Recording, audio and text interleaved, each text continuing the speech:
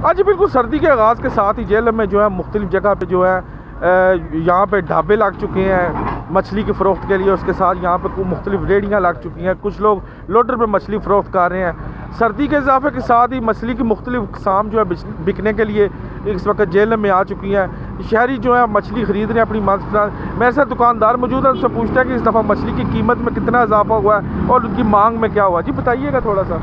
मछली की कीमत में इजाफा यही 10-20 रुपए किलो के साथ हुआ है। मच्छी रोहू है, माशेर है, गुलफाम है, मल्ली है, चिड़ा है और रोज़ का रोज़ माल ताज़ा आता है और बिकता है, अल्लाह का शुक्र है। क्या समझते हैं कि मछली की खरीदारी में इजाफा जो है, गोश्त महंगा, मुर्गी महंगी है? जी, ये रोज़ का रेट होता है, कभी 10-20 रुपए महंगी होती है और कभी 10। पिछले साल की निस्बत कितनी महंगी है? पिछले साल की निस्बत 10-20 रुपए का फ़र्क पड़ा। हाँ जी, ये थोड़ा सा फ़र्क जो है इस दफ़ा महसूस हो रहा है कि पिछले साल की निस्बत यहाँ पे 10 से 20 रुपए मछली की कीमत ज़ायद है।